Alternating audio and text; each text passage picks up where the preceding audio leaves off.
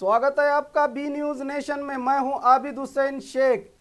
मुस्लिम महिलाओं की सुरक्षा केंद्र सरकार का एक ढोंग। यादगीर में मौलाना मुफ्ती समीउद्दीन नाजिम ने मीडिया से बात करते हुए केंद्र सरकार की ओर से दाखिल की गई मुस्लिम महिलाओं की सुरक्षा का बिल सिर्फ एक ढोंग है। तलाक से संबंधित इस बिल के मुल्क के तमाम महिलाओं ने कड़ी निंदा की है। इन्होंने पूरी कौम मुस्लिम पर्सनल लॉ बोर्ड के साथ है।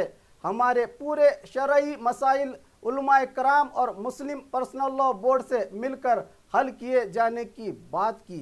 खामोश रहे, उन्होंने कुछ नहीं कहा। तो मैं इस ताल्लुक से उम्मत मुस्लिमा को ये बात बयान करना चाहूँगा, उनके सामने ये बात लाना चाहूँगा कि उनकी खामोशी ज़रूर किसी ना किसी हिकमत और मसलहत पर मबनी है।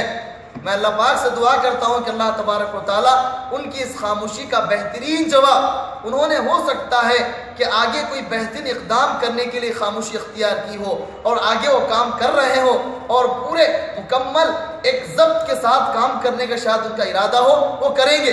इसीलिए मैं हुस्न ज़न रखता हूँ और उनके साथ अच्छा गुमान रखते हुए इस बात को मैं आगे नहीं बोलना चाहता। बहरहाल अज़ीज़ान गिरामी, एक और दूसरी बात यह है कि हुकूमत ने कहा कि 3 तलाक देने वाले पर 3 साल की जेल होगी। इस तरह की जो बिल जो पास की गई है, इसका तो पूरी दुनिया में जितने मुसलमान रहते हैं सब ने इसकी मजम्मत की है। मैं ये कहना चाहता हूँ कि वाकई अगर सज़ा के मुस्तहिक हैं तो वो लोग हैं जो बग़ैर किसी उसूल के, बग़ैर किसी ज़ाब्ते के अपनी बीवियों को छोड़कर और जाकर, बीवी अलग है, शोहर अलग है, बच्चे अलग हैं, सब परेशान हैं। सज़ा के मुस्तहिक तो वो लोग हैं जो बग़ैर किसी ज़ाब्ते और उसूल के अपनी बीवियों को अलग कर रहे हैं। लेकिन एक जो शरीयत में एक मुकम्मल एक ज़ब्त किया हुआ एक मसला है, उसमें दाखिल होकर उसे एक बहाना बनाकर, शरीयत को निशाना बनाकर जो 3 साल की जेल का जो मसला, जो बात बताई गई है, बिल्कुल हम पूरी उम्मत मुस्लिमा इसको नहीं मानते और इसकी तरदीद करते हैं। और ये चूंकि बिल भी पास हुई, पार्लियामेंट में मसला गया और बिल भी पास हो गई, लेकिन इसे डिले किया गया है।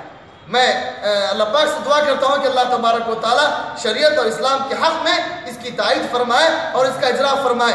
इन लोगों ने जो इसका निफाज किया है, ये तो होगा ही नहीं। अगर हो भी जाएगा तो मैं पूरे मुसलमानों से ये उम्मीद रखता हूँ कि वो इसके खिलाफ खड़े होंगे। और चूंकि शरीयत का एक एक मसला अल्लाह तबारक व तआला ने उम्मत के लिए खैर बनाकर उतारा है, इसके लिए पूरी उम्मत मुस्लिमा खड़ी होगी। और मुस्लिम पर्सनल लॉ का जो मसला है, इस वक्त में मुस्लिम पर्सनल लॉ बहुत ही मुतहय्यर है और इस फिक्र को लेकर बहुत ही परेशान है और काम कर रही है। हो सकता है कि वो आगे कोई बेहतरीन इक़दाम करे।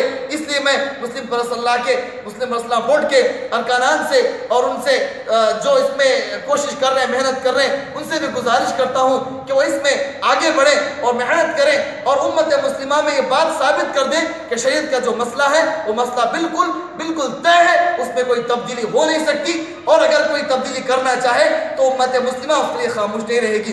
मैं आखिर में अल्लाह पाक से दुआ करता हूँ कि अल्लाह तबारक व तआला शरीयत की, कुरान की और इस्लाम की हिफाजत फरमाए। आमीन। वाखिर। और खबरों के लिए देखते रहिए बी न्यूज़ नेशन।